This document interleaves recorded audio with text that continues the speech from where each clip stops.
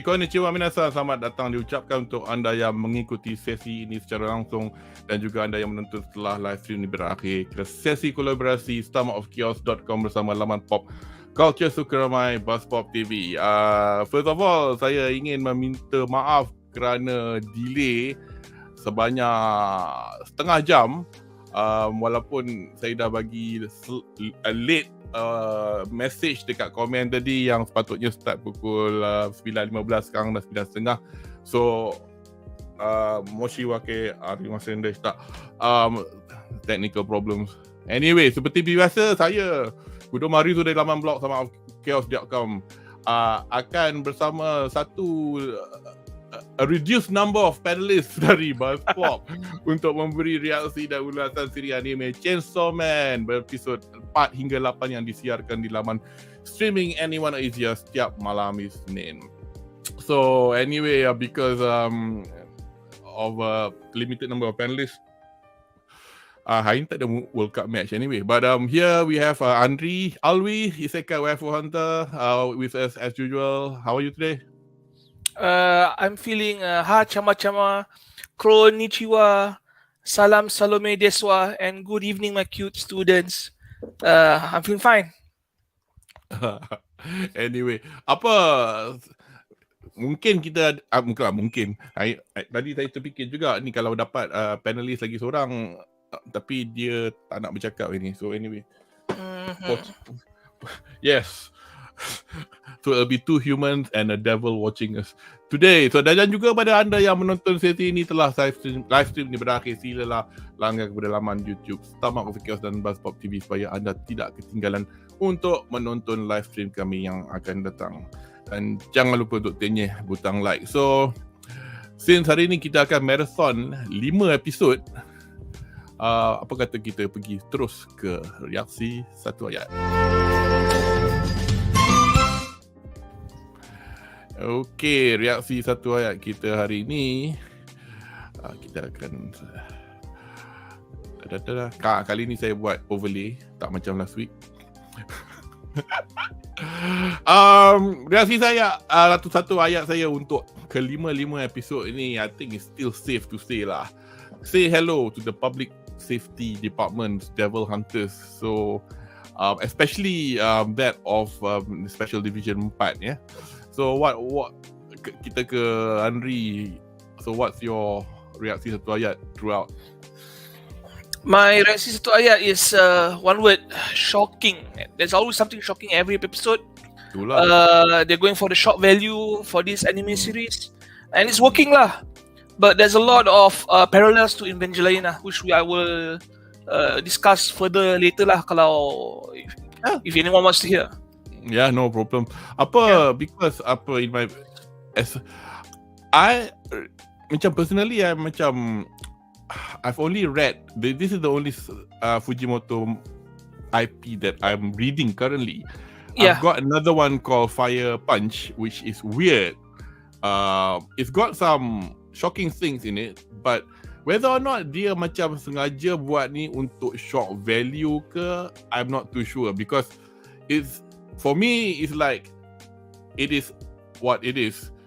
If you have gore, because it's a violent situation, you could not expect to not see blood and guts if you cut something up, right? But the thing is, of course lah, bila studio tu nak buat macam, hey, perhaps the kids will like this shit. And we're not going to censor it until did censor it. I was just going to say until that bit, because whether or not that's due to whether that's due to legalities on Japanese broadcast, but every broadcast, not Japanese, every broadcast will censor it. But the thing is, a lot of things kalau macam, because we are watching this on kat sini kami tengok kat Crunchyroll, so whether they got instructions to ni, mungkin because that aspect of the story is a bit more and beyond guts and blood and guts lah, because but trust me, the thing we're talking about yang tak censored, it will only be shown uncensored in the Discovery Channel or National Geographic lah, because is a feeding mechanism for most animals. Oh yeah, I've seen worse. That or a certain underground media. Saya punya ni sangat sensitif dia kalau Sri Asih sedang menunggu. Minta maaf ya Sri Asih, terima kasih kerana menunggu. Kalau Sri Asih masih lagi ada kat sini, terima kasih kerana menunggu. And then going to the next comment dari kategori The Great as usual. Good evening, kategori apa khabar? Philosophy value quote Fujimoto ni mungkin because cerita dia yang macam one shot tu banyak normal je. It might be it's normal but it has some fantastic or fantasy value to it. I've only read 2 offshoots. One kind of offshoots, what do you call it? One shot, whatever. One shot, I think that's what they call. So anyway, so marilah kita ke episod yang pertama. Well, not pertama, but didn't we talk about this episode pertama already? No. Episod pertama dalam discussion hari ni, which is episode 4. Oh, okay. Okay, anyway. So, kita ke segmen seterusnya. Okay. What I meant by episode pertama was the first episode in this, which is episode 4, Operasinya Menyelamat. So, kita dah off radar dah beberapa minggu dah, mungkin dekat sebulan kot. Just nak recap, episod ketiga menampakkan DENJI dan Power leaving their area where they are supposed to be on duty because Power nak selamatkan kucing dia, Nyako or Meowie in the English subtitle, ke Bad Devil, dan I think by the end of episode 3 kita tengok dia dapat menumpaskan Bad Devil lah. Tapi bermulanya episod 4 ni, girlfriend Bad Devil tu dengar awet kot. Call the Devil. The Devil. So I mean, were you expecting that Chainsaw Man power is actually pretty limited? Macam lepas satu one shot dia, I'm not trying to make it sound like an euphemism for another thing, but lepas one shot tak boleh. Okay. Alright. Okay. Leech Devil kan could be or could not be kan girlfriend for Bad Devil, because leeches are macam siput tau. They are hermaphrodites tau. So it could be a boyfriend or girlfriend. Not to become accurate in the LGBTQ sense lah, but it is what it is lah. That's what a leech is lah. Okay, but it is good that they establish kan apa Chainsaw Man kan ada limitations tau. We do not want another Superman character in anime lah. So basically we found out that Chainsaw Man, okay, dia punya strength ada, vulnerability pun ada, and of course the chainsaws lah. But apparently all of this kan depends on dia punya blood intake tau. Yeah, because he did lose a lot of work. Yeah, especially when they start chopping his limbs off. Start taking his limbs off, and you know lah, pacat lintah ni kan, dia ni makan darah. So basically memang this character is ideal to take down Chainsaw Man, and we saw kan how nyari-nyari siapa Chainsaw Man mampus tau in that episode tau. I think that was the closest he died, which makes sense. And I'm glad that they know in this series kan yang the flaws for a character, right, establishes the character punya personality traits. So when we see Chainsaw Man and his weakness kan, we like him more. Because now we know kan apa what makes him run and what makes him fail. So apa they're doing a good job so far lah. And I'm saying right now there's a trend in each episode lah. They have at least one shock moment, very shocking moment that they put in every episode now. The first episode you see yang DENJI kena cincang hidup-hidup oleh zombie. That was the shock value. And this one is tiba-tiba dia kena ambush by the lintah monster. We saw one of his arms cut off, right? So they don't keep your don't keep your guard down lah when you watch every episode lah. You're going to be taking for a ride at one point lah. Yeah, exactly. I mean, you don't know what's coming next and that kind of stuff. Right. Okay. And then obviously everything was sorted by, thank God, that the public safety department were actually pantau pergerakan these two jokers using CCTV, obviously finding the house where the bad devil was. And then we were introduced to unfortunately I didn't have the overlay for this in this one, but it'll be in the next one, because Aki demonstrates his Fox Devil contract, which is con sebenarnya. Con, and pop tinggal kepala or was it tinggal badan je. Apakah pendapat? So interestingly enough, despite all this happening, apa kita nampak yang as much as there's lots of carnage in this neck of the woods, there's lots of good feedback actually daripada general public mengenai Adiwira DENJI, walaupun di mata Aki DENJI ni tak boleh jaya ni. And do you think this is actually a start of the character development that people are expecting for somebody like DENJI who's absolutely useless, tak pergi sekolah? I mean, bukan useless, dia useless pasal circumstances, pasal orang yang tak ada pelajaran, orang yang tak ada bimbingan, macam ni lah panggil dia. Tapi what do you think? Okay, DENJI punya character kan, okay, as Chainsaw Man kan, he's very fearsome, but his real nature kan is actually he's very gentle, very kind nature now, because he adopted Pochita, and then Pochita, and he only fights kan, he only fights these the devils lah, because either to get money or to defend himself. So he doesn't actually try to fight other people. Aki is a different case, because Aki beat him up and he targets his balls lah. Itu pun he doesn't go overboard lah. You know, we can argue, okay, he just tendang that guy 7 times in the balls. It's not going overboard, but at least Aki's still a guy at the end of the day lah. So and then Aki pun dia ni, I mean Aki pula, siapa can't talk today. DENJI is also very simple-minded as a character who's not got much at the moment, not much depth to him. Not much depth.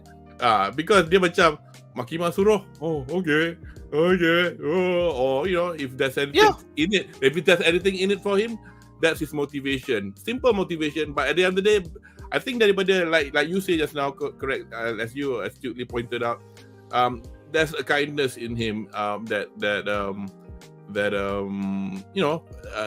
exudes in his actions, that kalau tidak mati budak-budak tu, atau that office worker or that person in the car, he could have easily not bother and just push them away, whether or not they get injured or not.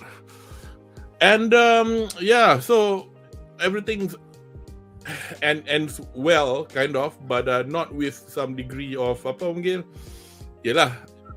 because diorang pun melakukan kesalahan. Diorang macam keluar daripada kawasan yang DENJI dengan power yang sepatutnya where they should be at, for whether in it, because actually people like Power, she's under observation because she's a fiend, because they're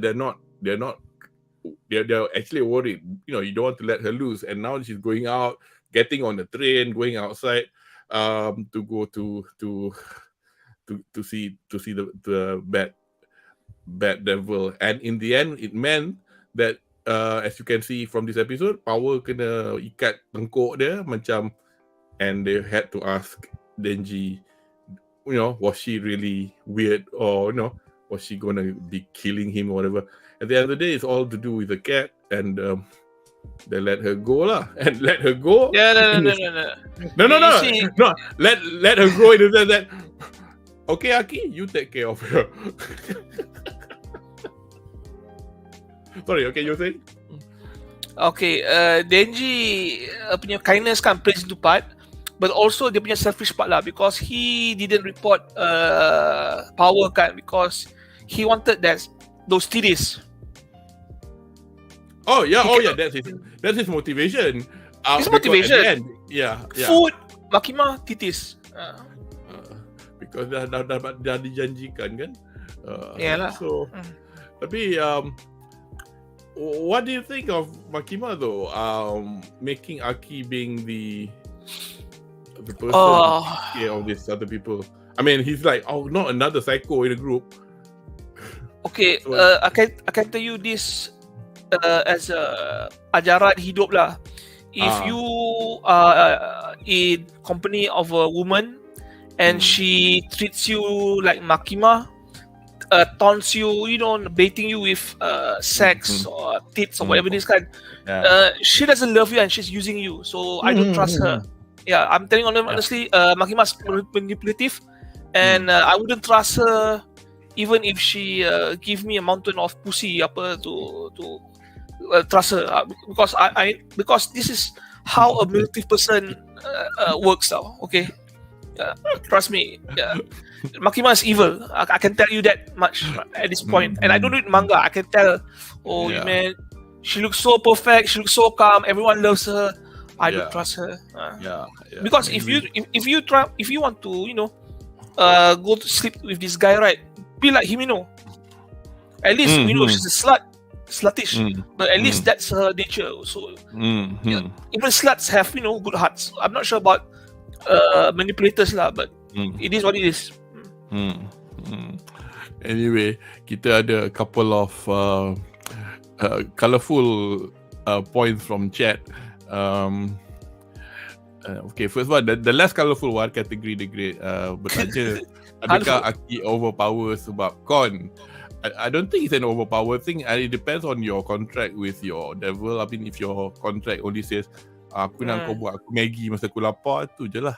I mean, that's what it is. I mean, con as much as it's a she, by the way, and dia datang dari tempat lain. So as we will see in the next episode, why she cannot be summoned all the time. Remember the Aki kata kan, when he used the power to makan that litah monster, right? Con took some of the skin on his arm kan as payment. Yeah. Can you imagine kan, Con ambil apa benda yang penting macam testicles dia or one kidney or a leg, something like that. It's very high risk lah. I wouldn't use that power without any, But because of, again, when we talk about motivation, so his motivation is probably strong enough to even, I mean, considering the fact later on in the next 3 more episodes, we're going to talk about another interesting contract. Anyway, so, well, not really, it's just Con, that's the power of Con lah. So, the colourful one, nasi goreng. Denji still have ball. He get back eyeball. Eyeball, so that he get back his Gintama. Yes, semestinya lah, because once he became the condition, I guess dia dah buat kontrak dengan Pochita. He's perfect lah. Or the ball yang dia kena replace is actually Pochita's balls. You never know. And his kidney or whatever lah. So lagi tu nasi goreng pun tambah this show. My main character actually tak bertamadun. Jangan risau tentang pengajaran dalam show ni. Saya tengok, depends. I'm not criticizing cara-cara nak menonton sebuah kisah ke apa. This is fiction for enjoyment. I don't go watch Star Wars to get the pengajaran, but kalau setengah orang nak ambil pengajaran, silakan. In fact, cerita ni nak ambil pengajaran pun boleh. Banyak pengajaran yang elok kita tengok. Ada banyak. Berlambak pengajaran hidup. Depending how old you are, nasi goreng, macam apa Anri describe earlier on, tak kisahlah perempuan ke lelaki ke, kalau you know, kalau dia cuma umpan. Dia umpan semacam tu, kau jaga-jagalah. Bukan semua orang jahat macam Makima, tapi benda macam tu je lah. So you know, cerita ni bukannya perfect, cerita ni bukannya semuanya baik, bukannya semuanya you know, mari kita buat kebajikan. So at the end of the day, kalau nak ambil pengajaran, don't be stupid, or make sure your children have bimbingan, or you know, things like that lah. So that is still pengajaran, in my opinion lah. So anyway, just to shall I say, gosh, last week kita ada session kan? Yeah. Anyway, so episode 4 ni diambil daripada volume 2 manga, pretty much about the first half lah. The first half of the manga, about 1 to 3, about 3 lah, 3 chapter chapter 9, 10 dan 11 if I'm not mistaken. So kita ke segmen seterusnya, iaitu episod ke-5.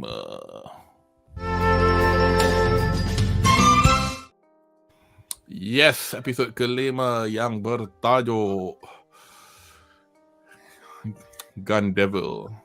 Saya nak tulis dalam bahasa Malaysia, jembalang senapang, jembalang pistol, apalah, Gun Devil lah. Syaitan pistol.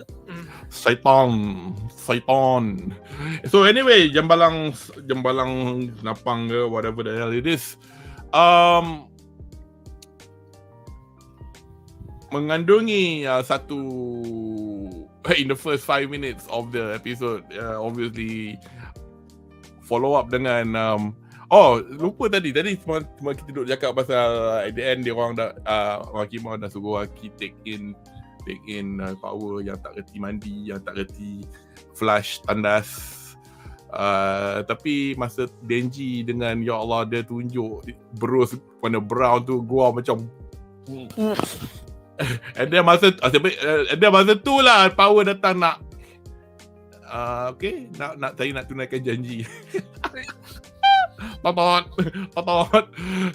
anyway, so we saw that scene, and kepada anda yang meminati figurine mainan, obviously ini masuk skop bas pop ni.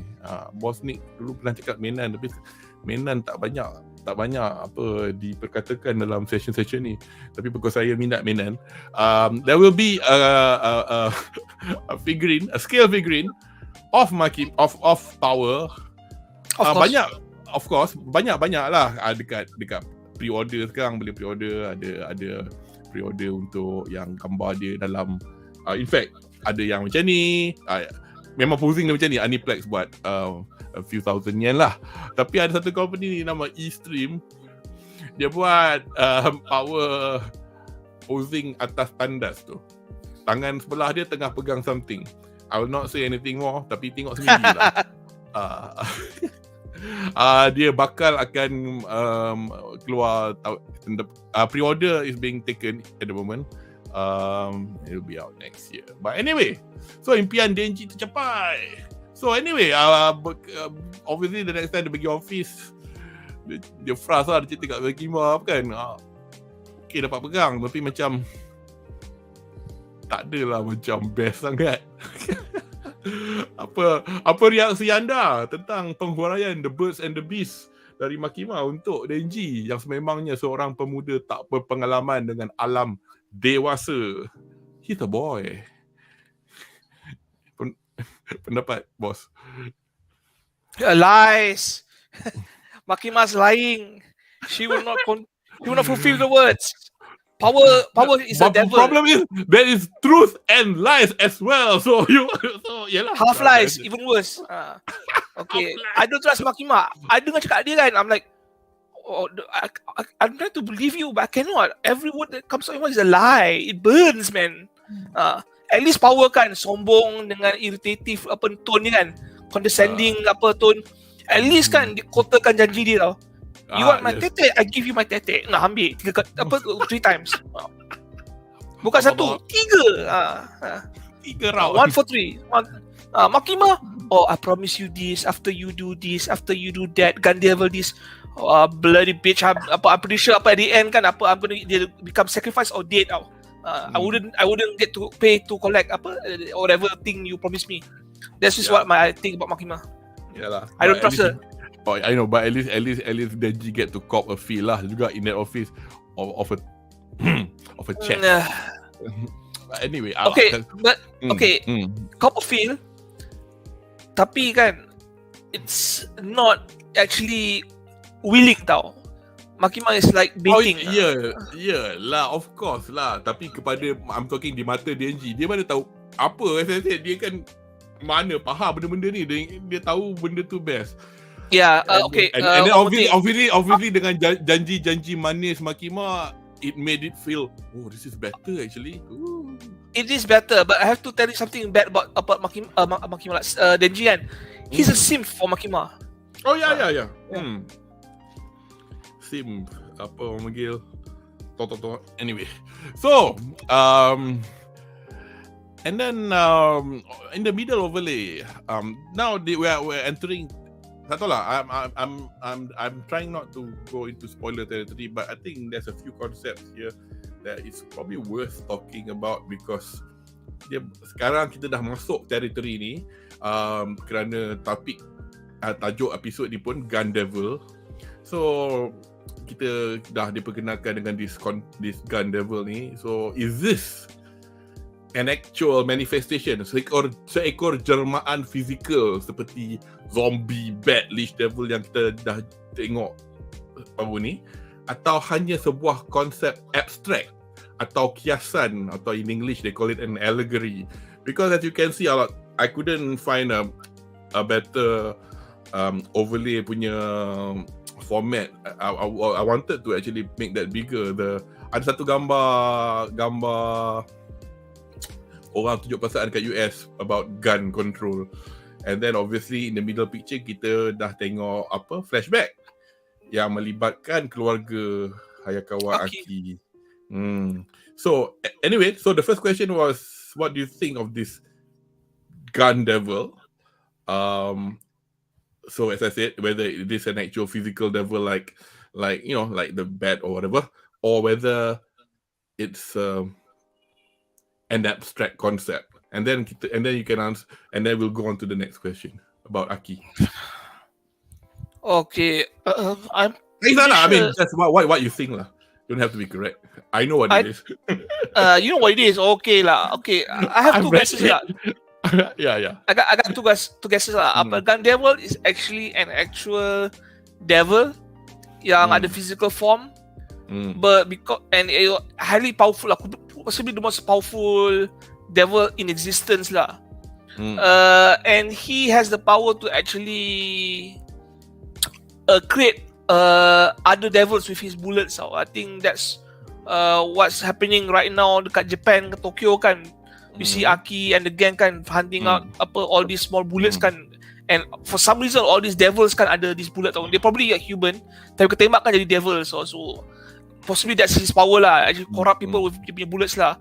Or he is actually an entity tau. The Gun Devil kan, it's probably not his real form or power. Anyway, maybe he's some sort of devil god or something. Because the punya power level a bit macam OP tau. He was like active for like a few minutes and then millions of people died. Yeah, exactly. This is Frieza level lah. It could be some divine entity bullshit going on now. So maybe Aki's over his head. You there. I'm not going to pick on you just because of our recent discussion. Frieza ni is actually enemy ke atau kawan Deku lah, benda macam tu. Son Goku. Son Goku. The enemy. Musuh, kawan, rival, musuh balik. Ya Allah. So tapi dia OP lah, dia very powerful person, alien or whatever. Oh yeah. Is he the green one? No. Oh fuck. Is he the one yang dia bukan yang macam pakai serban Tok Haji tu, bukan? No. So rambut dia macam rambut Denji ke? Dia tak ada rambut. Dia botak. Sorry orang yang menonton je ni dah tengok Saya nak illustrate. Saya host cerita ni, program ni. Saya tak pernah baca, tak pernah tengok Dragon Ball, and I don't care. Anyway, but I want to know, because I want to know. So basically enemy lah. Nantilah saya Google. Tak apa saya Google. Okay, let me tell you what Frieza is. Androgynous white lizard. Oh, yang ada cicak hijau tu. Hijau? Putih. Putih. Oh ya. Dia putih purple kan? Yes, that's one. Okay. Purple. Tahulah juga. Anyway, so okay, sorry, you will continue on by all means. Why did I stop? God, tak apa. I'll just give you the next question lah. So, kisah sebalik insiden yang melibatkan keluarga Hayakawa Aki yang kita tengok dekat overlay tengah tu. Adakah ini cukup untuk menerangkan perwatakan Aki di waktu does that explain why he's the way he is? Yes. And okay, his motivations, I guess, as well. Yeah, Aki punya motivation kan in his life kan is not to it is basically to kill the gun devil lah, because gun devil killed his family lah. He doesn't have plans after that. He doesn't have plans of marrying Makima. He likes Makima. I don't know why, but dia suka.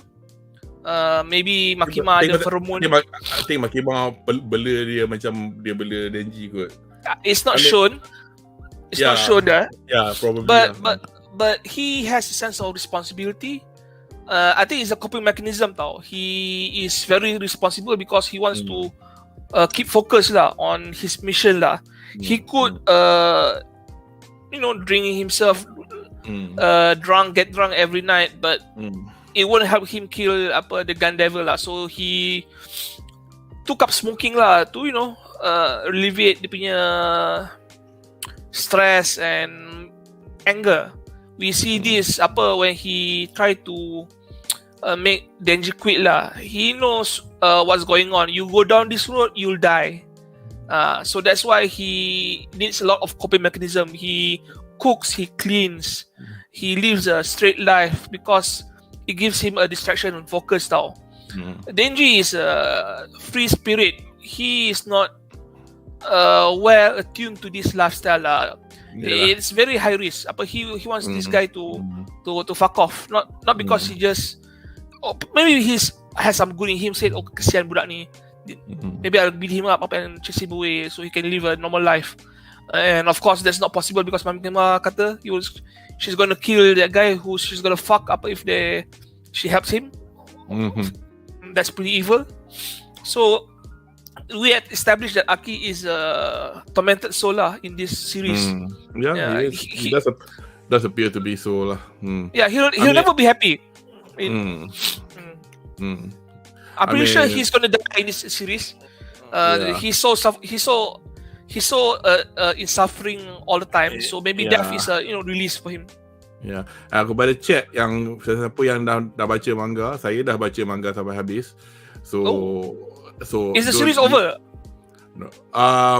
This is the first arc. Now the manga buku volume 12 is the second arc. So anybody in the chat who's trying to be very clever, not hint pun I will watch you. But nak sebut something yang tak apalah, nanti saya pantau lah. Tapi whatever it is, kita nak kalau boleh have people wanting to watch or read this series. So kalau kita spoil tak best lah. Tapi, one more thing Kuro. I want to show you something. When you talk about Makima, right, I have to reach for my stress ball because saya memang stress fikirkan that woman tau. Evil speech. I hate her more than I don't like her more than Griffith in Berserk tau. And Griffith is a rapist. Baru nak cakap dengan Anya kau ada berapa bola tu? Anya, I don't need a stress ball because she is a stress ball. She suffers herself. Yeah. Anyway, okay, panel. So basically, yeah. And then obviously they've been given a mission lah, pergi ke hotel because of a devil disturbance. And kita diperkenalkan dengan ahli-ahli lain dari Division Cast 4, Himeno, Kobeni dengan Arai. What are your thoughts about the group dynamics atau dinamik kumpulan division ni, lebih-lebih lagi dengan when you add power and DENJI to the mix? Okay, this group kan memang tak functional langsung lah. Tapi special division. Special case division, not special division, special case. All of these guys are destined to die lah. If it's in the military lah, they will be called the suicide squad or the fodder company, something like that lah. Arai is the big useless guy who's motivated. Kobeni, currently my favorite character in this whole series, is a walking mess. And Himeno, the slut of the squad, the good-hearted slut of the squad. I don't know how all these three could actually take down the gun devil lah, but apparently they're the best humanity in Tokyo can assemble. Because I think the special division is formed not just by the way of perwatakan, I guess. It's also what contract they have. So at the moment we do not know. It will be revealed much later, a bit later. Siapa Himeno? We know who Himeno's contract is with. I don't know who Arai punya contract is with, but I know who Kobeni's is. So that's going to be quite, nanti kita tengok. So I think because of the fact that then you got Power, who's actually a fiend, and now we've got DENJI, whose contract is with Chainsaw Man. He becomes Chainsaw Man. And then we got Kon, and then obviously we will talk about Aki's other contract in a bit. Okay, so mari kita ke chat dan tengok apa komen-komen yang ada. First komen daripada May. Hello.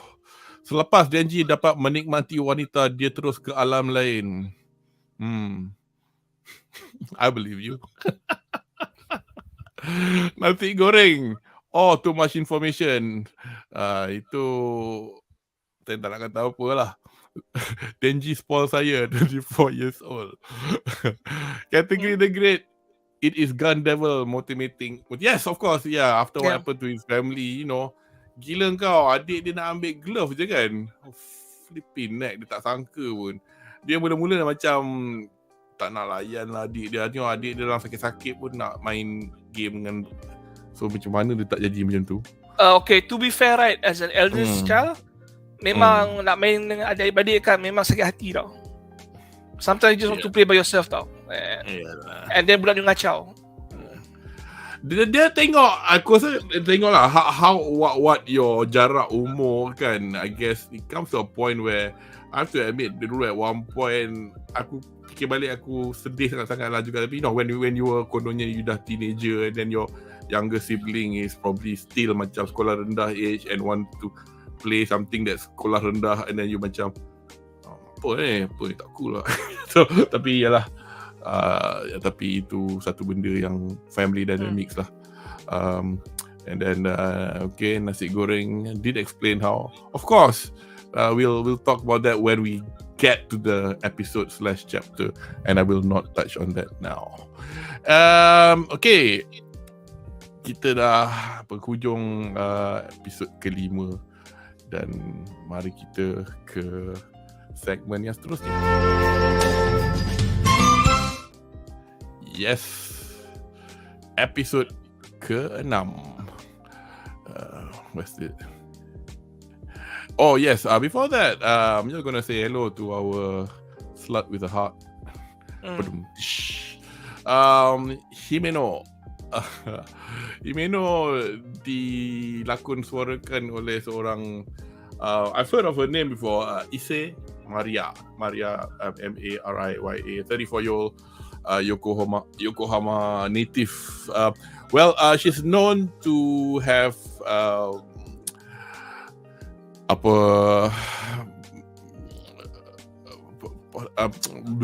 suarakan watak-watak seperti Reg dalam Made in Abyss, Pokemon XY, she's Eureka and Bonnie.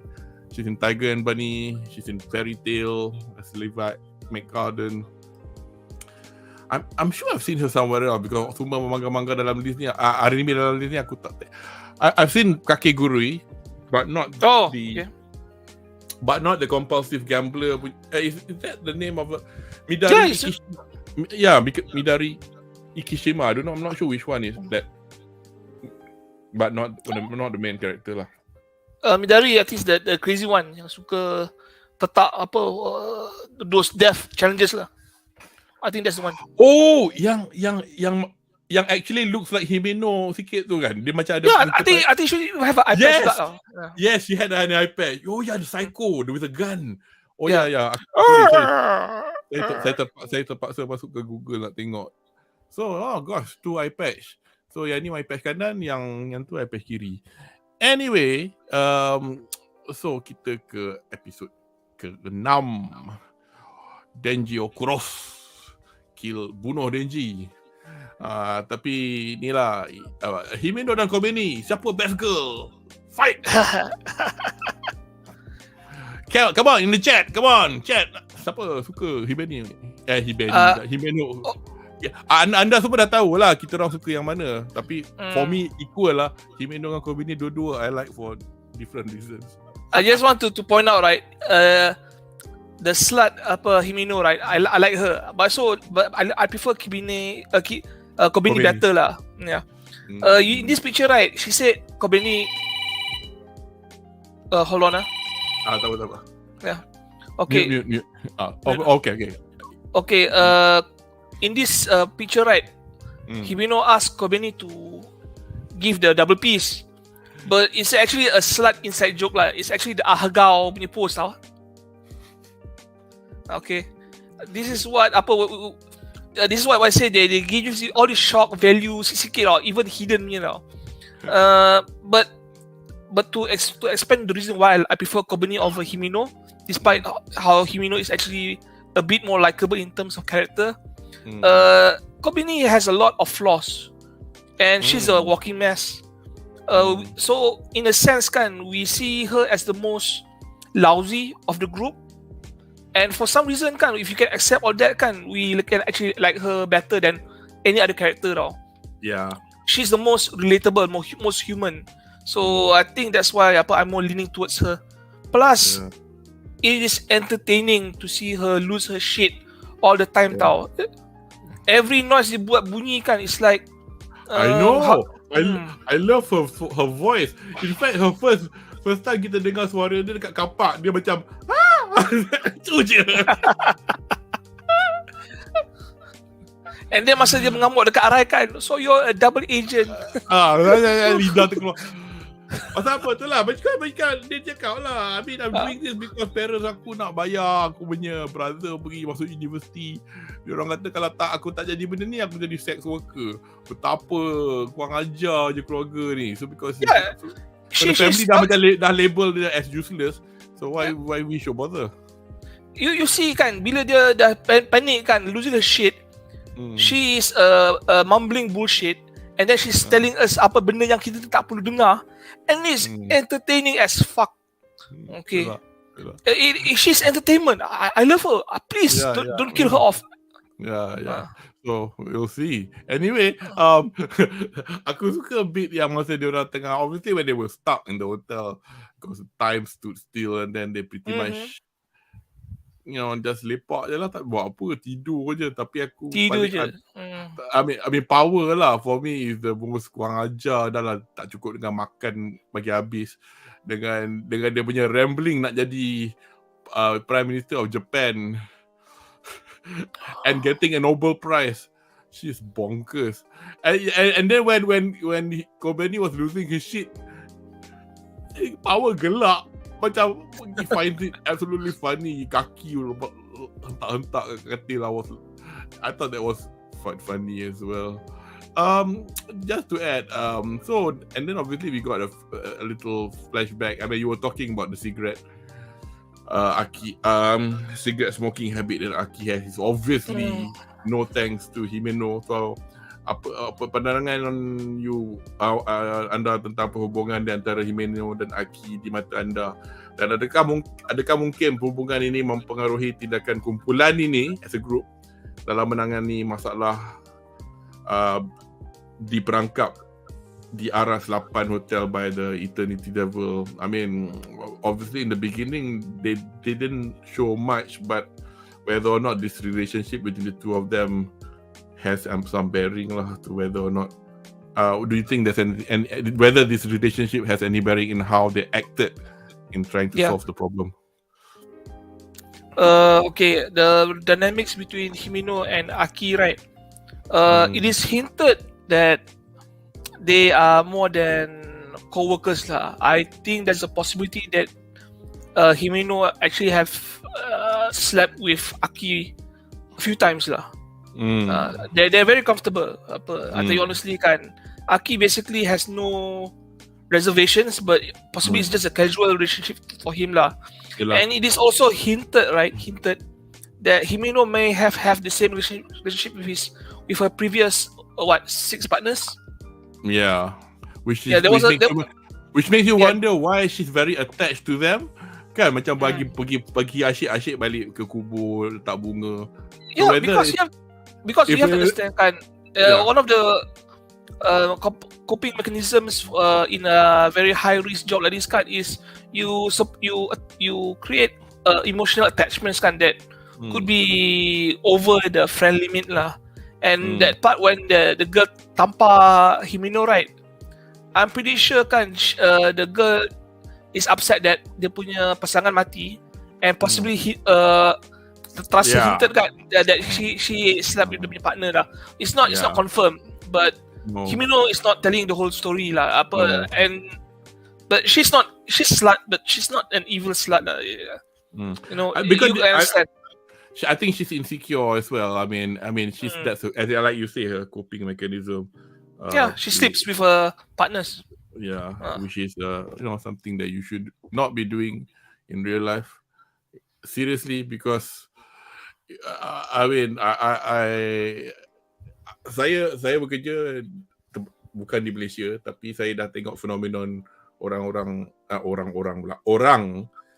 yang buat hal dengan kolik ya, tapi yalah kat sini dia punya manggil I'm not here to criticize budaya orang lain yang tak ada kena-mengena dengan Malaysia ke budaya kita orang timur ke, tapi rugi sendirilah kalau because people talk, kau confident kau unless kau macam jadi girlfriend memang nak kahwin tu dah cerita lah kan. Lepas tu dia orang ni jenis orang cakap rambang jenis aku terror, kita mabuk, jom balik. Lepas tu break. Lepas tu especially kalau orang tu kerja has bearing on your work, it's not going to be comfortable, man. What? You gonna change jobs every time you cock up with a so personally it's not worth it lah. Anyway, so Eternity Devil wants DENJI dead. And the devil tu menyebut dia mahukan jantung DENJI supaya ia boleh dikenali sebagai devil yang akhirnya membunuh the Chainsaw Man. Tapi okay, obviously you've not read it. Chat pun man-man tanpa menggunakan Google dan Wiki. So, do you think at the moment now we see there's probably something more to Chainsaw Man than just Pochita taking over his heart, giving him having a contract with DENJI? Kau rasa is there anything beyond? Okay, when we first saw Pochi, right? Pochi was injured I'm guessing that he was hunted by a stronger devil. Could be a gun devil or one of the gun devil punya followers lah. So possibly Pochi is one of the devils that can challenge the bigger powers lah for this Chainsaw Man universe lah, among the other devils lah. So that's my guess. So Pochi is more than just a cute, dog devil. Yeah. Also, also kalau you, ini our second session actually, whether or not you can remember, I think I asked Nazir this question, or in fact I asked the question to all of you, both of you, and as well as our guest Mal Solusi hari tu, if you guys had noticed what were the injuries, what did the injuries look like, and Nazir kata macam kena tembak. Kena tembak. There you go. Kena tembak. So kita dah boleh piece slowly. Tapi nampak gaya je, kemungkinan Chainsaw Man, Devil, whatever, probably more than what we think it is. So it's not probably probably not just an orange looking plushie. Okay, let's see what we've got from the chat. First category, the great again. Himeno ajar Aki isap okok. Aki ni kali pertama, lepas ni tak isap dah. Biasalah. Lepas tu, itu statement setiap orang yang try rokok. Nah. Doesn't work. You hisap sekali, you hisap onwards lah. Okay. Okay, nasi goreng. Yeah, I ada layan. Okay, YOU Netflix, what the hell is that? You know what that is? Memang tak boleh adapt dengan budaya dia orang. Well, but benda ni is a given lah.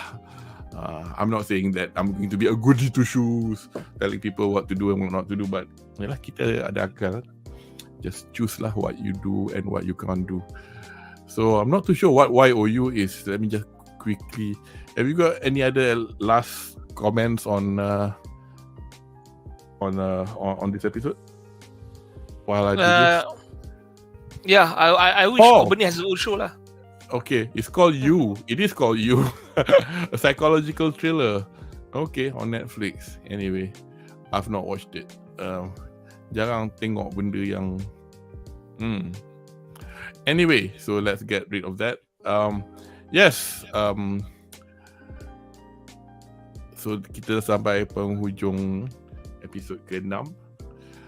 Bagus jugalah. Kita dua orang laju juga. Tak adalah rasa lama sangat.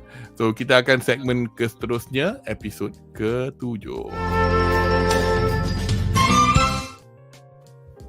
Okay, episod ke-7 kita sekarang ke the best episode ever. But before that, let's say hello to our friend here, Kobeni. Dilakon-suarakan oleh Takahashi Karen, a 28-year-old Kanagawa Prefecture native. Apparently dia pernah, the notable work dalam Wikipedia ni is Idol Master Cinderella Girls. She's which one? Nono. Do you know who Nono is? Yes, I do. Yeah. Okay. That character memang sebiji dekat this macam character. Yeah. Nono. Gabra punya character. Yeah. The other characters were like Assault Lily Bouquet, I'm not sure, Dr. Stone as Suika, Between the Sky and Sea, and Ongaku Shoujo. Now you're mentioning this, aku rasa macam nak tengok je rupa Nono Morikubo Nono. Mungkin dalam gambar tu macam muka dia takut-takut. Muka takut, yes. Muka anak anjing. Okay, fine. Anyway, so that's our friend Kobeni. Dan kita akan ke soalan, obviously the first question that for this episode. Obviously they managed to, DENJI managed to whoop Eternity Devil's ass, tapi not in one shot. I think 3 hari kot. 3 hari. Because dia masa dia buat tu, dia discover that as much as he got injured and then kapal power pun comment, oh my god, he's losing blood. But then when he was doing all that, blood keeps coming out from the bit that he was injuring the devil. So dia minum je lah, no matter how disgusting it was. So Kishibe, which is the character which I will concentrate more on him in the next Bedah lah. Did mention the guy. This is the guy with a scar on the cheek yang bercakap dengan Himeno dekat pusara rakan-rakan Himeno yang dah gugur di tangan devil. Himeno cakap quality screw loose agak penting dalam apa any activity to defeat any devils. And now you could see that, I guess, in DENJI. I mean, nobody's told him that. I guess probably Makima saw that, albeit Makima pun bukannya he made apa Kishibe bagi tahu pun. Do you agree with this concept of, you know, it's usually people with tak ikut book sangat tends to get the job done? Yes. What do you think? Yes, I agree. I think people who operates outside the box has a better chance of getting out alive from this business because people who because everything that you learn about all this devil kan is useless once things started to go down now. Actually, you see every devil in action lawan kan, it's always different now. There's nothing new. It's like every devil kan has a different power, different operation, different modus operandi. Even the scale of power kan berbeza sangat tau. Ada yang macam mostly physical. The 30 devil is mostly like Twilight Zone punya powers where they trap you into another area with all sort of eternity bullshit. And God knows what the gun devil punya power is because dia punya power kan, it seems like all encompassing now because because I tell you honestly kan I can't imagine kan a power that can kill over 1 billion people kan in 3 minutes. So that's not nuclear related now. So that's something to say about the standard operations procedure this organization is using it's useless.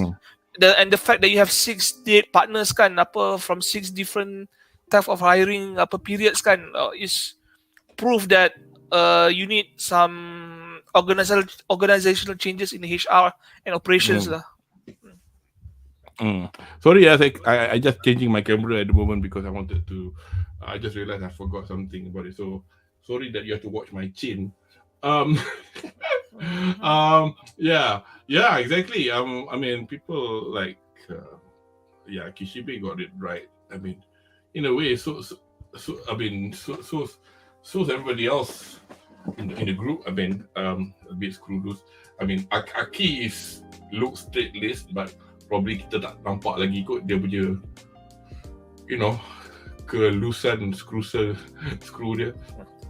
So, dekat the middle overlay was a scene probably about a week or a few days after the hotel incident, and Himeno suggested party antara pekerja kat Jepun ni diorang panggil nomikai. Nomikai ni biasanya kalau kita bekerja dekat Jepun kan, it's like you, orang akan pandang you macam apa mungkin kena sumbang kalau tak join, tapi it's like it's a situation in which because cara orang Jepun bekerja is such that you ikut bos you cakap, you can't, if dia kata kau salah kau apa, kau angguk, kau minta maaf je lah. So but in the nomikai, because it's considered outside the workplace, you can actually in the drunken state tell off your boss saying, hey, hari tu you cuai, so and the boss will not marah you balik ke, like get you to leave the work, leave the position ke apa. They will take it, but esok pagi kerja is back as usual. So whether or not boss tu akan ambil take to heart to what you've complained about, is up to the boss. But anyway, itu sedikit interlude menyimpang untuk explain a bit of Japanese work culture. So back to Himeno suggesting a nomikai to get to know everyone, and Aki suggested a time and date. Pasal dia kata kita kena buat masa ni because kalau boleh dia nak Makima dijemput sekali. So you rasa ni potong steam ke atau Aki just being pekerja yang menghormati pegawai atasan. What's your thoughts?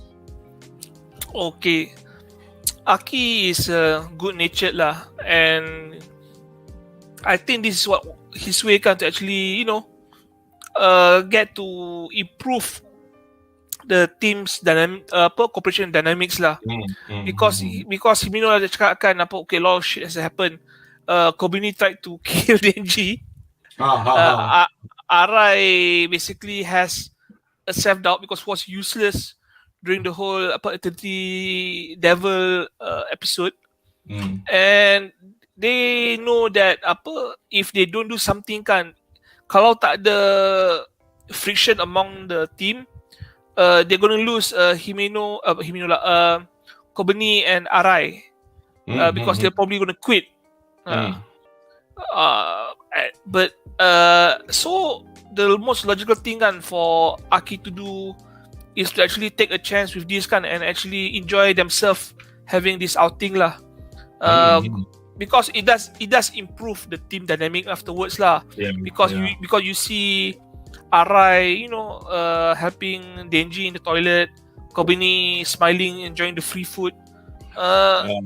So it works, and I think they purposely invite Makima kan is because they need someone to actually pay for the food lah. Yeah, probably. Yeah lah, because departmental punya ni kan. Anyway, so buff swallowing notwithstanding, do you think do you think Himeno is actually on to Makima? I mean, like you were suspicious kan? I was suspicious. Yeah, like Makima pun dia macam Himeno pun macam kau rasa dia macam dia pun juga bersangka buruk. I think it's more like woman's intuition. Yeah. Me, it's not a band or woman's intuition. I'm this is like character assessment. I assess Makima's punya character kan by her behavior tau. And her behavior kan is everything is exuminating manipulation. She whatever she does kan is because she wants something to be done or something to be carried out into that situation lah. Himeno doesn't like Makima maybe because she sees Makima as a threat in her possible relationship with Aki lah. And I'm not even sure. Exactly. Yeah. And Aki kan, we don't know if Himeno likes Aki kan because she genuinely likes Aki, or she wants to protect Aki, or because she doesn't want Aki to be so into work kan that put himself into danger now. So that relationship, we don't know. What we know is Himeno cares about Aki so much that she doesn't want him to die. That one memang confirm. Because I mean at first mula-mula aku macam ingat is this playing either way where or not Makima is here, I'm gonna see what her reaction like if I were to kiss DENJI in front of her, but at the same time she did, because at the same time Himeno was pissed drunk out of her skull. Probably all she could remember was aku janji kissing with tongue, right? Tapi kau perasan tak macam the way that Makima looks kan, dia macam what's happening? Chill man. I mean she at the same time nanti kita akan tengok at the beginning of the next episode kind of like the flashback to what happened after the nomikai dekat izakaya tu yang Makima did a couple of things to macam remind DENJI you fancy I kan, not anybody else, right? Kau kat Jepun kan benda-benda macam second hand kiss. Oh my god, her lips touch the cup, is this a second hand kiss? Biasalah you can see that in manga and anime. So, sorry lah, second hand kiss for me is a spitting into your mouth lah. Some people like that. Some people like that, they pay extra. So I mean, at the end of this episode, the best thing was obviously after bless you Arai for oh god, aku part yang masa tengok baca manga tu is one thing tau. Is the manga is actually manga episode. It's a chapter 2. No, it is in the manga of with this famous episode is actually from this volume 3. I couldn't remember whether sorry siapa yang tengok ni sambil makan, you know what we're going to talk about, so you cannot marah, you cannot tell us off. But the fact that he in the dia tunjuk because dalam anime tu aku tengok, what you idiot, you swallowed it, dia macam because he did, the idiot, what the bodoh ke apa. Betul kau kena he's a simp. He's a simp. Not you. But anyway, itulah dia. Tapi just additional question, lepas dalam macam tu pun Himeno boleh bawa angkat Denji tu balik ke apartment dia.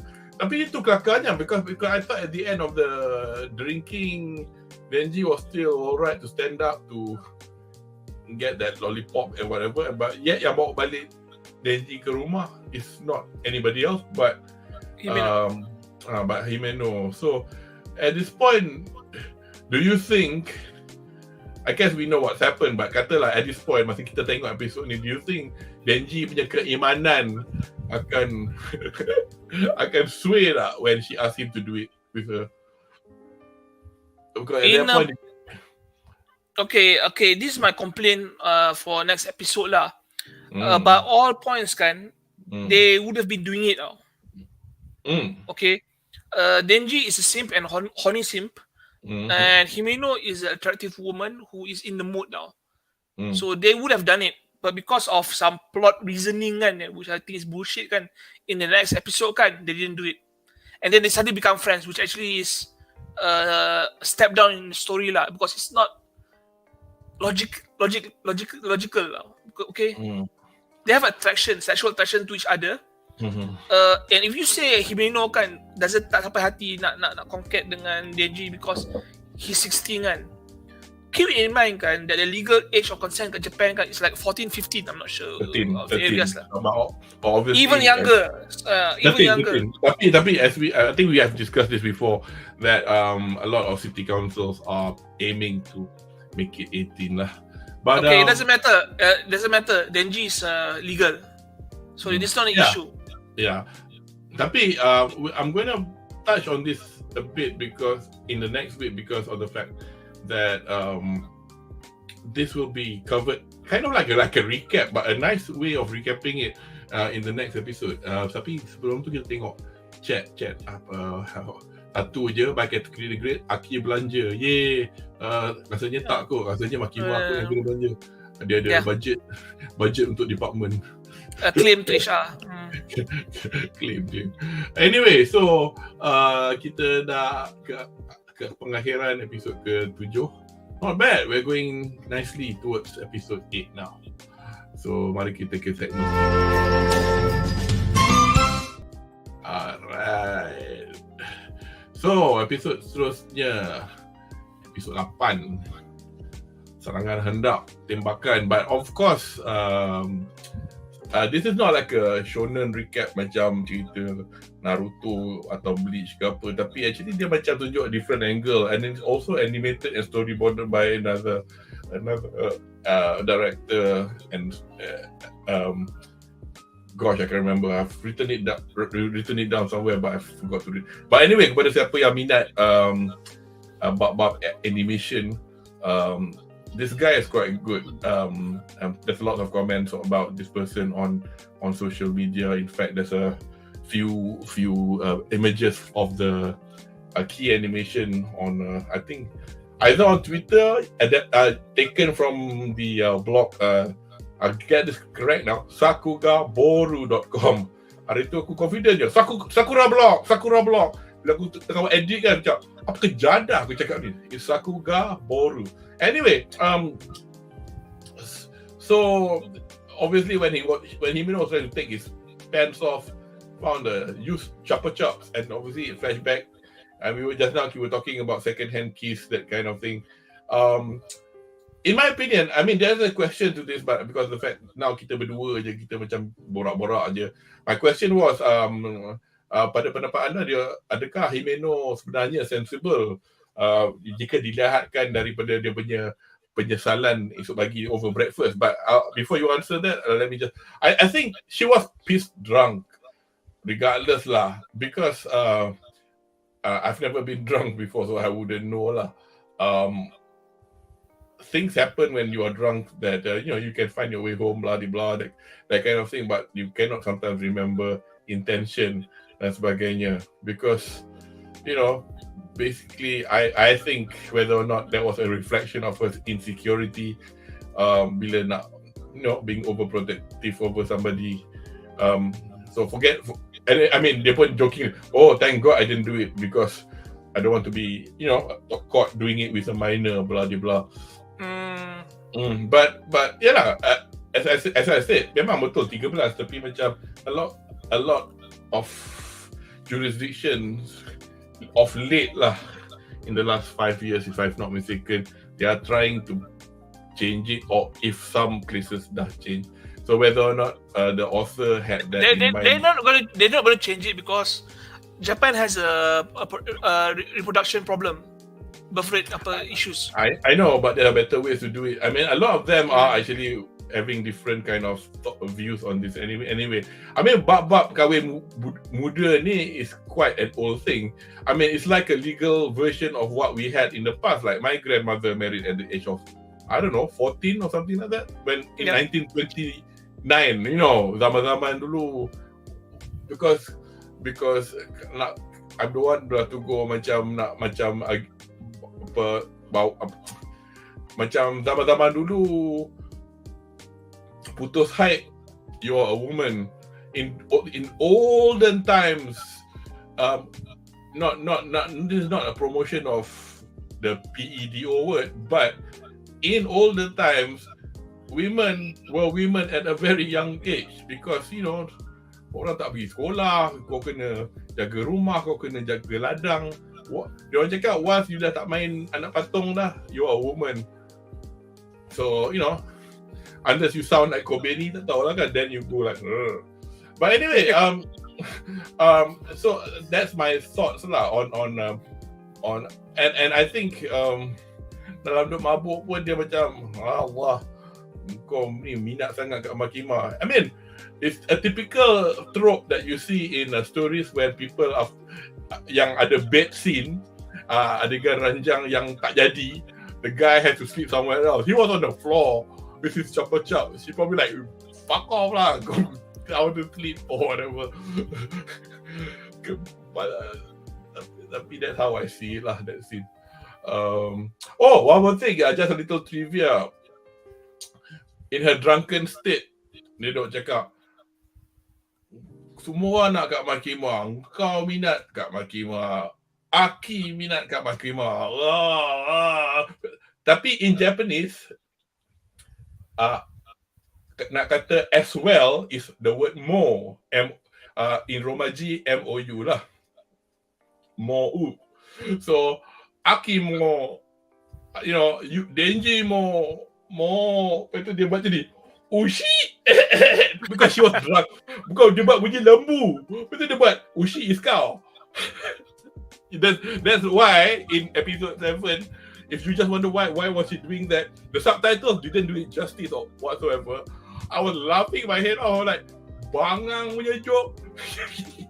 So that's to explain lah why she did the cow symbol when she was striding over his crotch.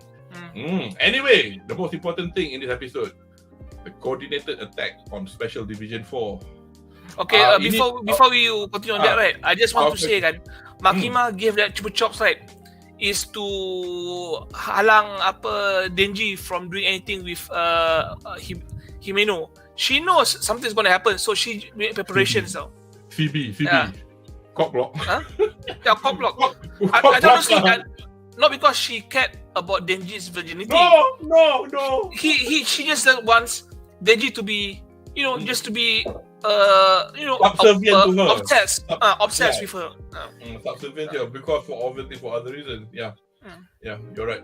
So basically, coordinated attack on Special Division 4 ini soalan or just a point of discussion yang in my opinion yang I just not want. Okay, we can go it both ways. We can ask why. One, the other one is I quite like the cinematic way that they showed this. It's very nicely done.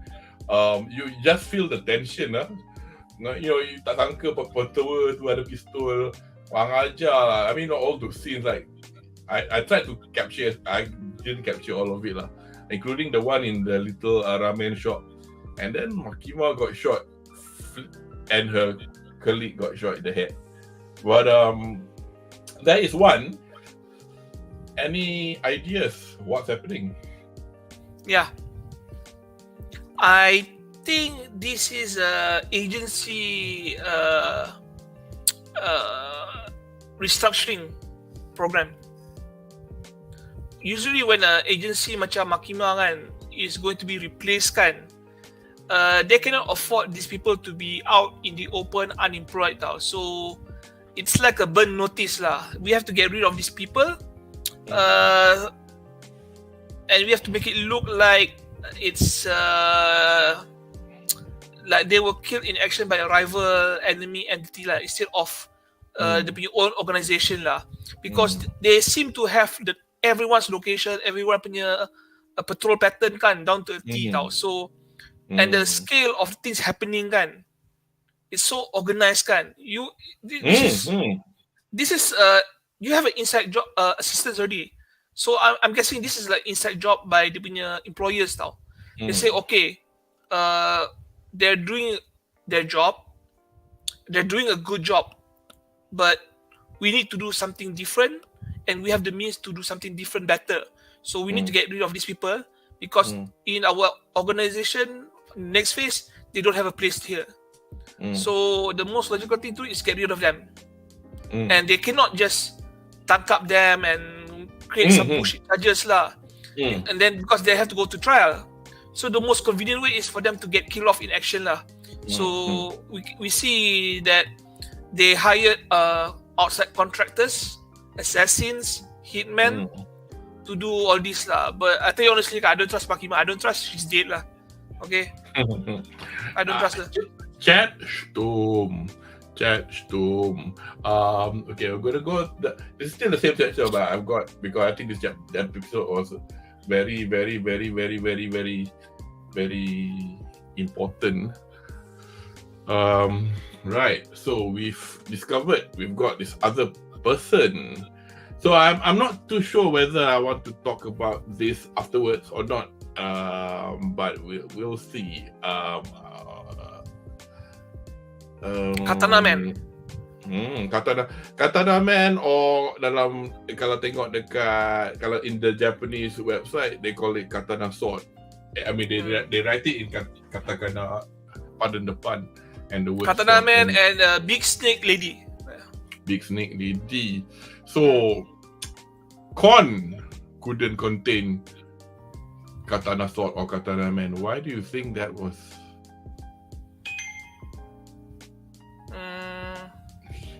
Is he an overpowered devil? Is he an overpowered fiend? I think Kon is like, okay, I can eat simple devils lah, but when it comes to complicated fiends kan, macam those that have a high defense kan, macam Katana Man, right? Maybe it's a bit too much. Maybe you have to just weaken him up first lah before makan dia lah. Because masa dia makan kan, that guy was still like, he was still fresh. And then the interesting bit was nak buat cerita dia cucu kepada the Yakuza yang made the deal with the zombie devil in episode 1. How convenient. How convenient.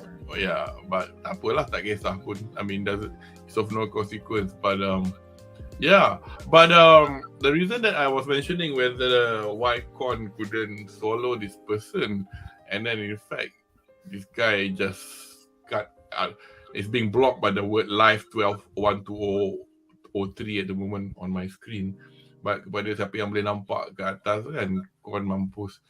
Bukan mampus, dia defeated lah in this fight.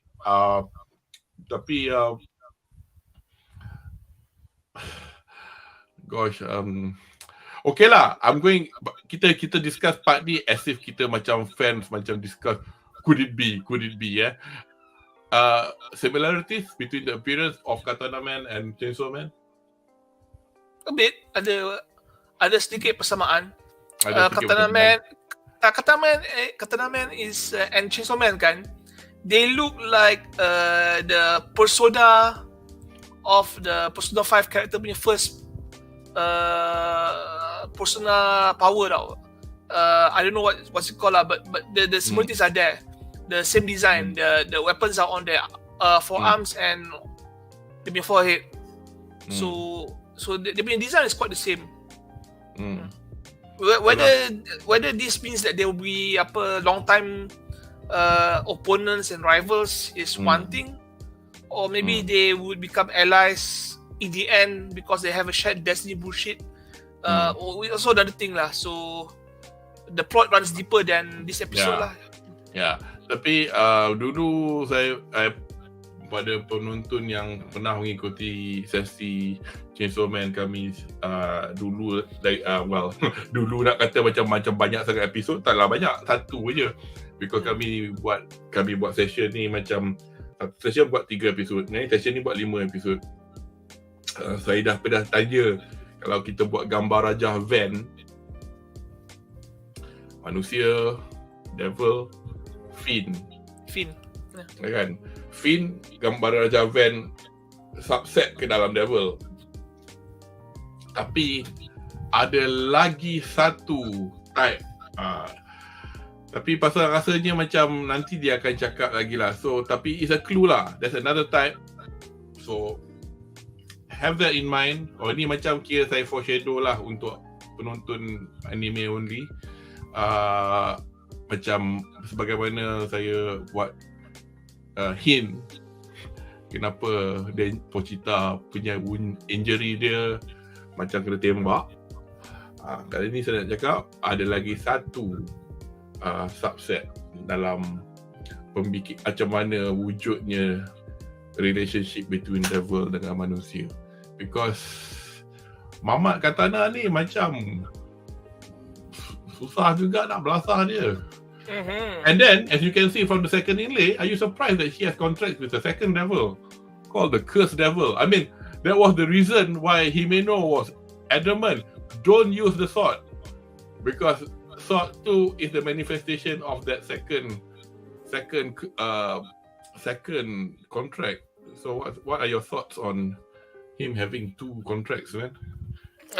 There you go. He's so determined to kill the gun devil. He purposely take up another, devil weapon, whatever it is, to slay the gun devil lah, because he's keen on killing the guy at all costs tau. Dia tanya how much life do I have left kan masa dia lawan tu. Gila lah. Dia hisap nyawa, dia punya lifestyle hilang apa banyak bertahun, tak tahu, you never know lah. Yeah, so how much that's left. And then we get to see in full Himeno's devil, which is the ghost devil. Muka ghost devil ni familiar gila, tapi macam gila. Then but then kena ngap dengan ular devil lah pula. Yeah, because the ghost devil mula ambil mata dia, now dia ambil apa, tangan, kaki, everything. Dia kata kan, I'll give you everything, so that kalau boleh dia tak nak Ki mati. Tapi the bigger sacrifice lah that she did. So aku macam, oh man, baru episode 8. So aku macam, will they make figures of her? No, I mean they will. I know there are plans too, but macam alah, dah karakter mati ni, diorang nak buat karakter yang hidup, yang hype. Tapi itulah, what a pity kan. damn. So tinggal yang kelakarnya aku tengok dekat mana tak, because remember the scene where her eye patch baju dengan seluar tinggal kan. Ramai orang kat social media, oh my god, baju dalam apa sebelah aja babe, itu eye patch je lah. People just want to baju dalam. Tapi kan yang gambar ni, ini kind of like just made me think. Hari tu I don't know, kepada mana-mana penonton juga yang mengikuti kes My Hero Academia episod, bukan yang semalam, episod minggu lepas, banyak orang komplain. Dia kata, oh, animation crap gila. So bila saya tengok this episode, macam overlay tengah tu, it is a bit much. It is based on the drawing on in the manga. Oh, sorry, it's not in chapter 4. It is in chapter 3, volume 3 lagi. Smart gila. Dia buat lukisan tu. Isn't this one? Nanti, okay, sementara tu I will talk. So that shot,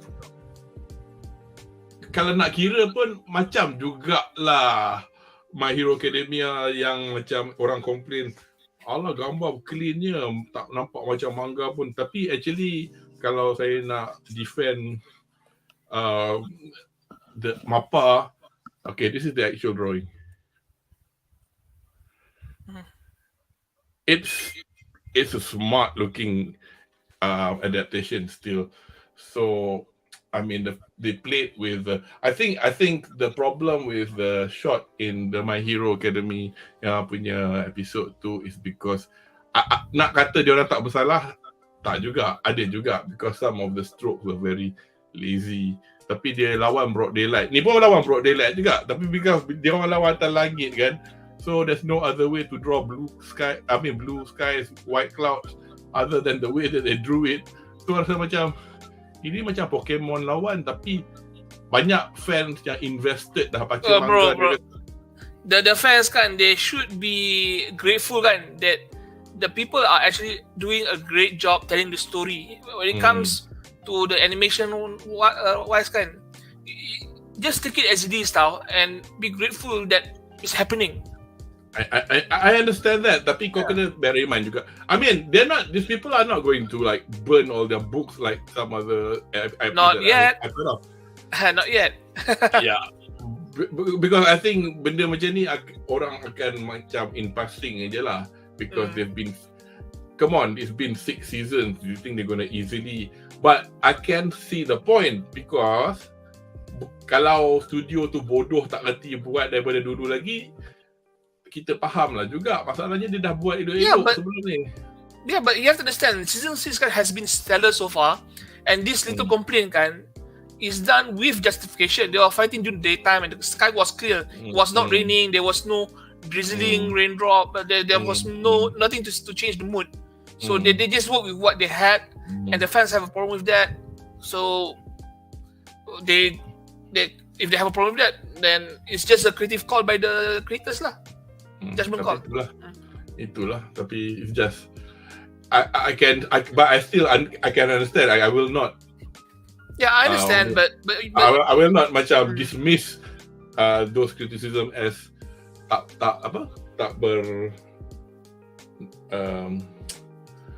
unfounded as criticism. But that's my just a slight tangent lah. But I think this animation or mappa,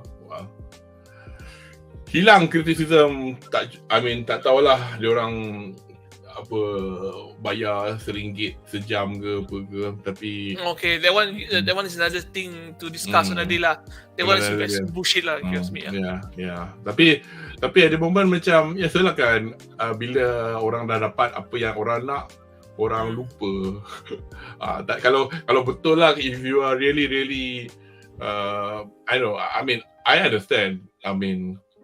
The plight or whatever. Tapi on the other hand, as much it is kind of like their own they're not doing a disservice to themselves, because orang yang buat tu passionate. Ada orang yang in the end macam kena paksa, dia marah, dia keluar. Tapi sama dia passionate, dia orang buat juga. Tak apalah gaji aku 5 sen, aku nak draw ni, smart ni.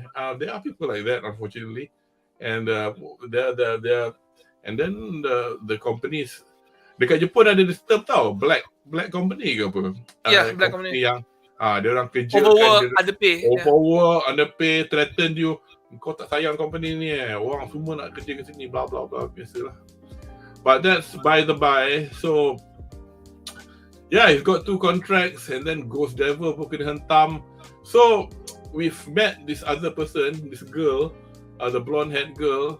Obviously kita tak tahu lagi siapa dia, and this will be explained in the next episode. And sebelum kita ke harapan, di episod ni kita tengok apa chat, ada soalan-soalan tak. Mei season 1 Chainsaw Man dah habis ke ada lagi episod? Oh, ada lagi. Tak, what I meant was arc pertama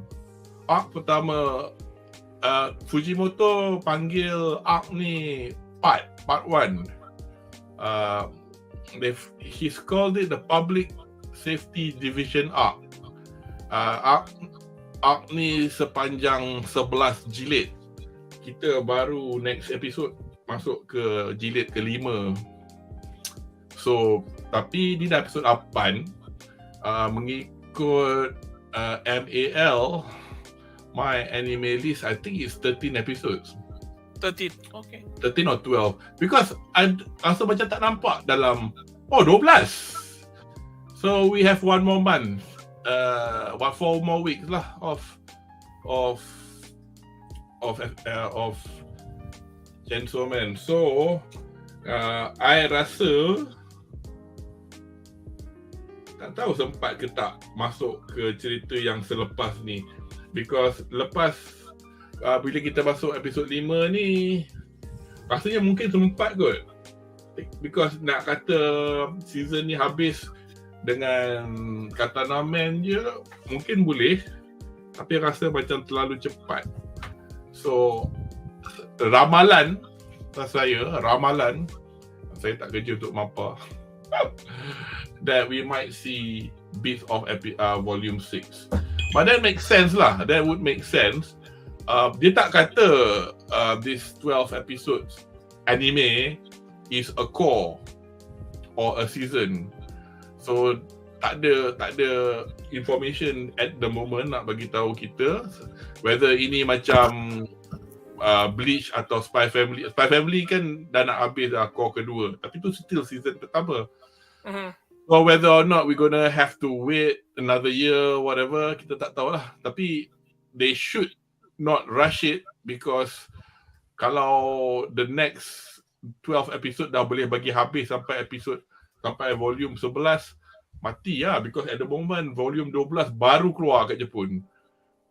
So volume 1, I mean volume 2 keluar bulan berapa? Just to give you a rough idea how long it'll take for him to write. Kalau dia sihat ke apa, so far dia sihat lah. Volume 2 keluar tahun,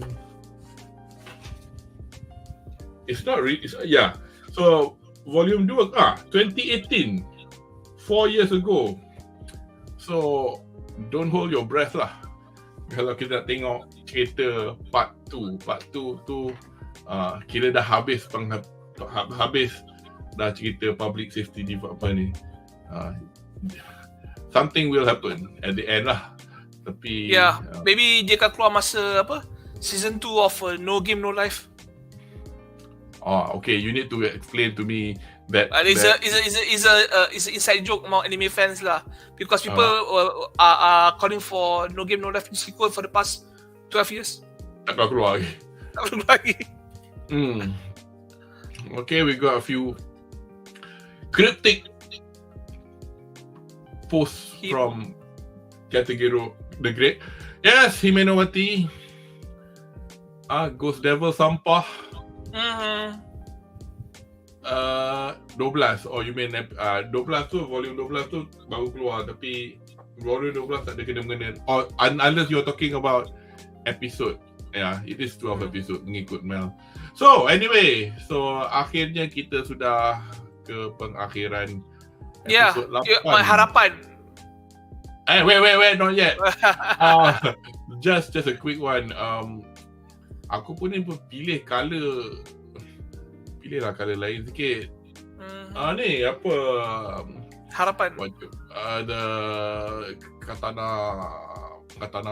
katana sword is a guy called Hamano Daiki. At the moment, kalau tengok dalam Mel, dia punya characters, yang main character dia satu je, Tomodachi Game, Mikasa Tenji. I've heard about this. Tomodachi Game ni dia nak buat macam, isn't it supposed to be something like Saw, but not in a violent way?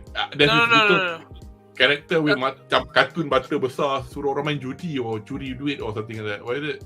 I think that Tomodachi Game is where you I think that's the anime kan, where they send you messages kan for you to do something. Kalau tak buat mati. Oh, itu macam until a few challenges left lah. Yeah, and then he's also a character called Gauma in SSSS Dynazenon. So anyway, that's the seiyuu for the katana person. Katana sword, katana mi. Okay, kita akan ke segmen kita yang terakhir. Harapan. So harapan untuk episod-episod akan datang. I've just now quickly alluded to the fact that we're going to get volume 5 punya cerita onwards, and we'll see what happen, because obviously fight dengan katana sword ni tak habis lagi kan.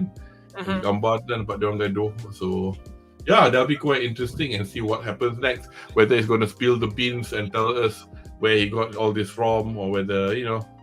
And who was that blonde girl? The blonde girl, I don't think they mentioned the name, but her name is sorry, because inilah antara sebab apa saya punya what you call it, kesilapan teknikal tadi. Nama dia Sawatari Akane. Who is Sawatari Akane? And as you can see, she has a contract with the Hebi no Akuma of Snake Devil. And what is her role in all of this? And is this part of a bigger conspiracy by the government to get rid, as Andy suggested, or whether is this something from outside? And does it have to do with whether or not DENJI punya chainsaw man devil, whatever the hell that he carries inside him, is actually more significant than what we think? So harapan anda, Anri, untuk episod akan datang. Okay, before I state my harapan, I am pretty sure that this is a inside job by the punya government lah. Because it is happening, and because it is happening, I assume it is happening because the government is allowing this to happen now. So I'm pretty sure, I'm 90% sure that this is what I'm expecting from the agency. Harapan saya for next episode is, I hope the fight between Chainsaw Man and Katana Man would be decisive and not disappointing. I mean, there will be a clear winner and loser, because people are dying now. We lost Himeno. We should have a definitive result. Second harapan, I hope Kobeni hidup lah. My favourite character. Kita tak tahu kan, because ada pistol tu kan. Tadi dia tak tunjuk. Yeah, because I used to like power, but no, power kan is like, power, you nama je power, but you're being quite useless in the past few episodes tau. At least Kobeni, when she's useless kan, she's entertaining. So that's it. Anyway, at the same time as well. Oh gosh, what was I going to say just now about next episode? Yeah, I guess gone. Tak apalah. Anyway, tak apa, kalau saya teringat balik, saya akan bubuh komen di bawah apa saya nak tambah kat harapan, or if I remember it. Anyway, kita dah sampai ke penghujung sesi kita untuk episod 4 hingga 8 Chainsaw Man, 5 episod. Not bad, 1 hour 40 minutes going. And then hari ni pun saya tak ada buat anime news dengan Doci Anime. Kami nak buat Doci Anime dengan 2 orang, tak best lah juga. Dan, bro, at this point kan, every anime that's worth discussing has been discussed already for this 4 season dah. Aku nak juga macam the reason point, macam at first I was gonna do, why don't we just pick something up and just watch 1 episode, and then if it's shit, we'll just shit on it. Because, but you are right, we've commented on quite a lot of good anime from this season lah. Yang bukan sequel. I mean, jangan kira lah Spy Family ke Dragon Ball pula. One Piece ke apa. One Piece lagi satu saya tak tengok dan tak baca. Saya nak jadi host pun saya rasa malas. Anyway, diharap penonton di rumah terhibur dengan kami punya celoteh mengenai Chainsaw Man 5 episod ni. Kami berharap penonton di rumah akan kembali bersama kami untuk sesi ulasan. Now, Bleach, Sennen Kesenhen atau 1000 Year Blood War. Now, at the time being, for time being, kami kan nak buat minggu depan, 11 hari bulan 12 2022, Ahad pukul 9 malam macam sesi ni. Tapi minggu depan ada quarter finals, dan quarter finals obviously kita tak tahu siapa yang dapat.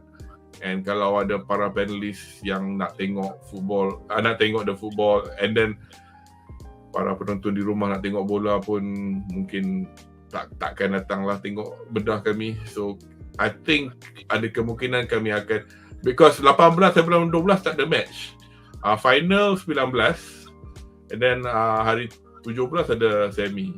Ada match actually Ahad tu, tapi match untuk playoffs untuk third place. So tak tahu lah, hopefully sesiapa yang, tim-tim yang masuk match hari Ahad tu tak termasuk dalam tim-tim yang disupport oleh para panelis lah. So insyaAllah kalau jadi 18 bulan, saya akan accompanied by Anri as usual, dan juga Syaz, dan juga panelis Buzz Pop, Jamal Nasir, kali pertama join. Dia pernah komen anime sebelum ini untuk film Kimi no Nawa, dan juga season kedua Kimetsu no Yaiba. Tapi this will be his first time in the so-called anime division lah.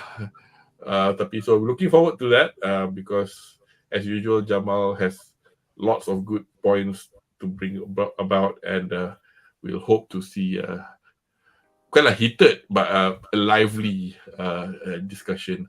So watch this space, nanti kami akan announce lah bila kami akan buat Bleach. The reason kami, kalau as I said, kalau memang tak jadi 11 bulan, which is most likely not going to happen, I'm not going to do Spy Family because there's no one watching anyway, so it's pointless. And besides, Spy Family pun lagi 4 episode. So after Bleach, I will probably finish up Spy Family lah. Tengoklah macam mana nanti. And hopefully by about cuti Christmas, kita mungkin boleh buat beberapa episod yang anime related pada hari yang bukan Ahad. So look forward to that as well. So kepada anda yang baru ke sesi kami, jangan lupa sekali lagi untuk pelanggan, berkongsi, dan hutang like untuk kedua-dua laman YouTube ya, tamakofchaos.com dan Buzz Pop TV, laman pop culture sukan Malaysia.